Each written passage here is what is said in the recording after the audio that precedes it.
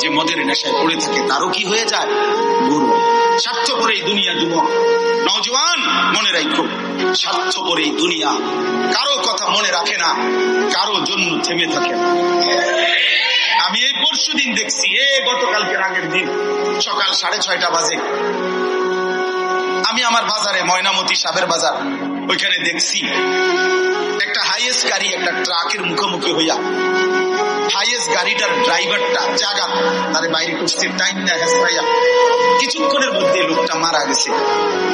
আমি একটা জিনিস খেয়াল করছি, অনেকক্ষণ তাকাইয়া আমার সাথে ড্রাইভারের আমি বললাম, কি স্বার্থপর এই দুনিয়া, একটা গাড়ি কেউ তার জন্য থামলো না, কারো হাতে সময় নাই, সবাই হরন দিয়া সাইড করে এমনে এমনে করে সব চলে যায়, কোন ড্রাইভারও থামে না বন্ধু, যে একটা লোক তো মরে গেছে, আরে মরে গেছে, তুই মরে গেছ, আমার হাতে সময় নেই। এই জন্য স্বার্থপর এই দুনিয়া, বড় স্বার্থপর, ওই কারো জন্য থামে না, কারো কথা অপেক্ষা করে না। চলতে তোমার কথা কেউ মনে রাখবে না।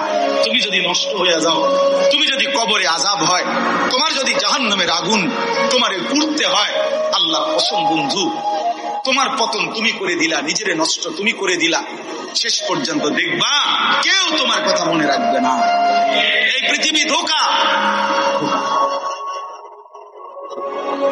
চলো এই জন্য আল্লাহর দিকে ফিরে আসি। ইল্লা মান তাবা ওয়া আমানা ওয়া আমিলা সালিহান, আল্লাহ বলে যে গুনাহ ছেড়ে দিয়ে তওবা করলো, আমি আল্লাহকে বিশ্বাস করলো এবং পুনরায় আবার নেক আমল শুরু করে দিল, ফাউলাইকা ইয়াদখুলুনাল জান্নাহ, আমি আল্লাহ ওয়াদা দিলাম, আমি আল্লাহ তাদেরকে জান্নাতেই ঢুকায়া দেব।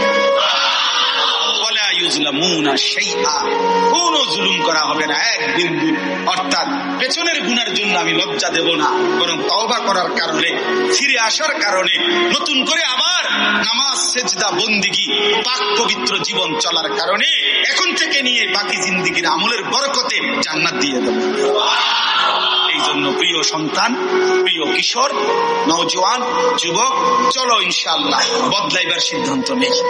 সবাই এই পরিমাণ শাহওয়াত, এই পরিমাণ অবৈধ কামনা বাসনা, নারী ছবি, অশ্লীলতা, বেহায়াপনাতে মাতাল হয়ে গেছে বন্ধু চারিদিকে, সমাজের চারিদিকে।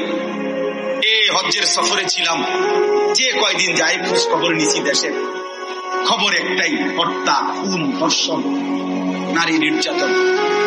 আর সবচেয়ে আশ্চর্যের কথা হলো, আমি মনে আমার এই ছোট্ট হায়াতে গত 30 বছরে আমি যে কথাটা এতবার শুনি নাই, গত 2 মাসে বারবারই শুনি চারিদিকে পরকিয়া। এটা এই পরিমাণ সমাজে বেড়ে গেছে, অসভ্যতা, যে স্বামী থাকতো নারী অন্য পুরুষের প্রতি আসক্ত, স্ত্রী থাকতো ওই জানোয়ার অন্য নারীতে আসক্ত, এটা খুব বেশি পরিমাণ বেড়ে যাচ্ছে, যার কারণে আপনজনকে হত্যা করতে পর্যন্ত লজ্জিত হচ্ছে না।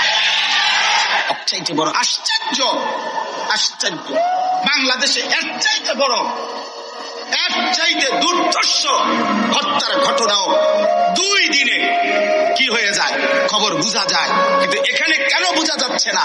বোঝা যাচ্ছে এটা স্পষ্ট, আপনজনের এটা ধামাচাপা দেওয়ার জন্য সব রকমের প্রসেসিং করা হচ্ছে, সব প্রসেসিং করা হচ্ছে। অসহায় ইমাম মুয়াজ্জিনকে বেইজ্জতি কেউ করতে পারে নাই, কোন আলেমে দ্বীন ইনশাআল্লাহ বেইজ্জতি হবেও না ইনশাআল্লাহ।